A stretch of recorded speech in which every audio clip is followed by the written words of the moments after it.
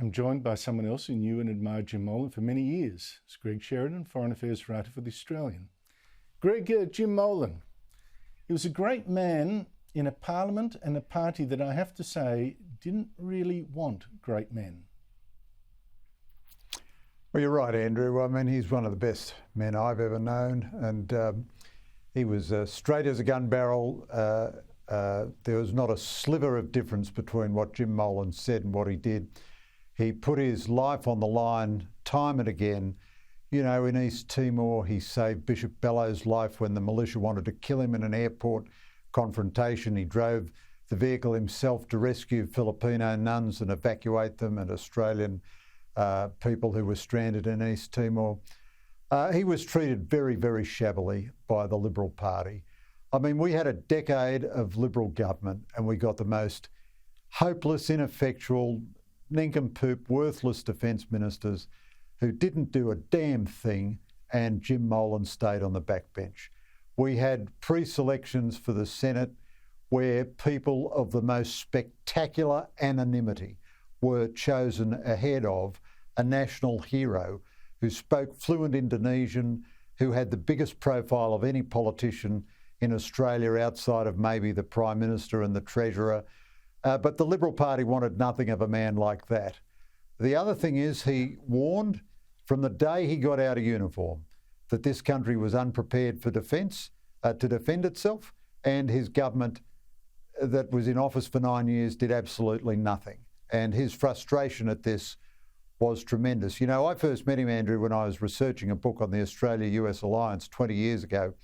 I went to interview him at his home in Queanbeyan, and he had to record the conversation for the defence boffins to make sure he didn't say anything untoward. And he said to me, look, just stay behind. Before he switched the tape recorder on, he said, I want to talk to you after this. And he gave me the lowdown afterwards about just what a pitiful state of disrepair our Defence Force was in. And, you know, within the limits of political discipline for his party, he gave that message from the first day he got out of uniform. And the truth is, the Liberal Party never wanted to hear it. They wanted the symbolism of defence. They never did anything. Now, the exception is he had a very good relationship with Peter Dutton, who treated him very well. But other than that, the Liberal Party was shabby to Jim Molan. And, you know, they won't ask themselves why they're in opposition today. And, you know, that might be a symptom of the reason. Here, Greg Sheridan, you put it brilliantly. You know, like, he warned for years that we weren't prepared, that, for instance, we could get our petrol supplies cut off and we'd have, what, a month of fuel or something. It was just pathetic. The government started to do something, but clearly not enough. Here he is last November, you know, dying and still trying to warn us, this time about China, with his latest book. To deter war, you must be strong. And if you are weak, you're merely inviting trouble. And at the moment, we are weak and we've got to become strong. Greg, let's turn to China. There has been a remarkable change there in just the past couple of months. Dictator Xi Jinping has dropped the ban on meeting Australian Prime Ministers. He's dropped or seems to be dropping some of the trade bans that punish us for defying China.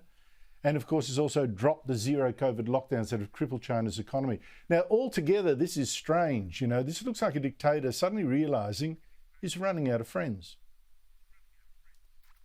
Yeah, it's fascinating, Andrew. So Jim gave us a very strong warning about China. Jim had the view that China might attack preemptively to cripple America in Asia. Now, that's a minority view and an unlikely view, but of course he thought these things through as a soldier, and wars are often very unconventional. I think Xi Jinping is demonstrating in the moves that you mentioned that he is still capable of making adjustments. So the COVID policy was disastrous. The wolf warrior diplomacy hasn't worked. But I don't think there's any evidence yet of a strategic change by China. What we've seen is certainly a big change in COVID policy, that's real. But other than that, what we've seen is a change in presentation. They are still harassing Japanese ships and aeroplanes in Japanese waters around the Senkaku Islands. They're still harassing Taiwanese ships and planes in Taiwanese airspace. They're still acting very aggressively with disguised naval boats in the sort of grey zone area. They're still conducting aggressive cyber operations. Now, their economy is not performing well, partly because of Xi Jinping's autocratic policies.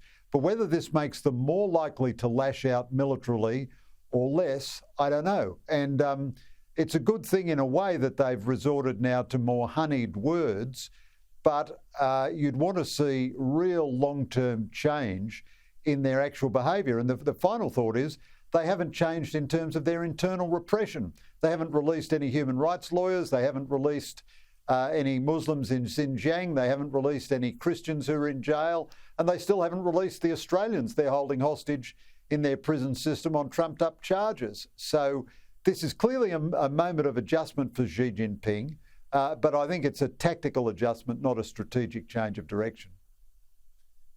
Absolutely correct. And Jim Molan would be saying, well, look, if they're suddenly being a little friendlier, that's just bought us a little extra time to get ready because, you know, a lion, friendly or not, is still a lion and you better be prepared. Greg Sheridan, thank you so much indeed for your time. Really appreciate it.